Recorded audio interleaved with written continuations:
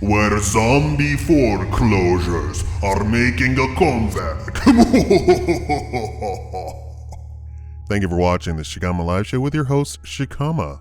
Vacated by homeowner and left unattended, zombie foreclosures are still plaguing many housing markets. I'm sorry, I'm sick. Nearly 1 in 4 homes in foreclosures at the end of January were already abandoned by the owner before being repossessed, a recent Realty Track report found. And while the number of zombie foreclosures has fallen 6% from the year before, 19 states have seen a resurgence, including New Jersey, New York, and California. Yay! The state of New Jersey, for example, saw a 109% increase in total zombie foreclosures, with surges in metro areas like Atlantic City and Trenton. Meanwhile, New York saw a 54% increase, with jumps in the Albany, Poughkeepsie, what the hell word? And the New York City metro areas. Other states, including North Carolina, Tennessee, and Virginia, have also seen significant increases in zombie foreclosures over the last year. Zombie homes often have uncut lawns, shuttered windows, and other signs of neglect that can turn away buyers and drag down the value of nearby homes. Quote, "These are the sore thumbs in any neighborhood," said Darren Bloomquist, vice president at Realty Track. "The very visible signs of distress are there with these properties." End quote. But an increase in zombie foreclosures isn't always a bad thing, said Bloomquist. He said more of those abandoned homes are finally making their way through the foreclosure process and are now closer to being resold or demolished. Quote, "Some of these have been sitting there and bank hasn't started foreclosures for years," said Bloomquist. "The fact that they're entering into the public record data that we're collecting is an indication that the banks are finally moving forward with them. Now, that is what you call shadow inventory. Literally, the banks ignore obviously abandoned properties by the hundreds or even thousands, depending on the state and city that you're in order to make sure that their books look nice.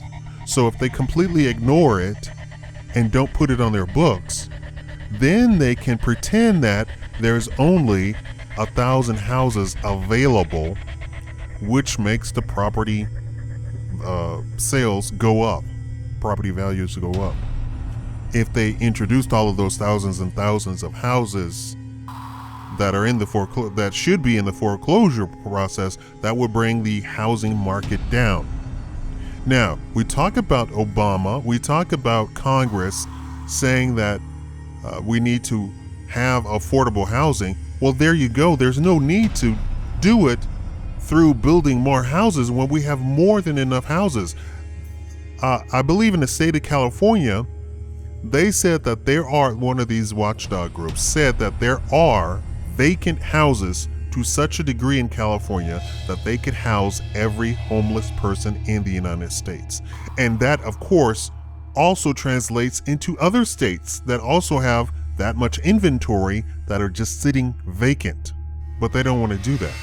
Ironically, a lot of the investors that I know, real estate investors that I'm associated with, will actually go and get homeless people, pay them to stay in their projects while they're doing their projects to keep away other homeless vandals. Well, I guess I don't know if they're homeless vandals, but to keep away vandals.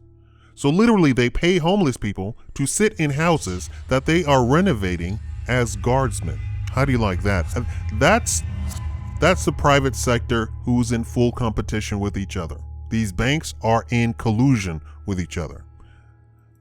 According to Realty Track, it takes an average of 1,057 days, or nearly 3 years, to foreclose in New Jersey, 946 days in Florida, 934 days in New York. Waits that are exceeded only by the delay in Hawaii. Also helping to move things along are rising home prices, which have been giving banks hope that may be able to break even or come out ahead on defaulted loans, said Bloomquist. You see what I'm saying? You see what I'm saying? Bloomquist expects that many former zombies will sell quickly as they meet pent-up demand in certain markets. Quote, they will probably still sell at discount prices compared to non-distressed property, he said, but there is a demand and a lot of buyers are looking for this type of discounted homes. Thank you for watching the Shikama Life Show.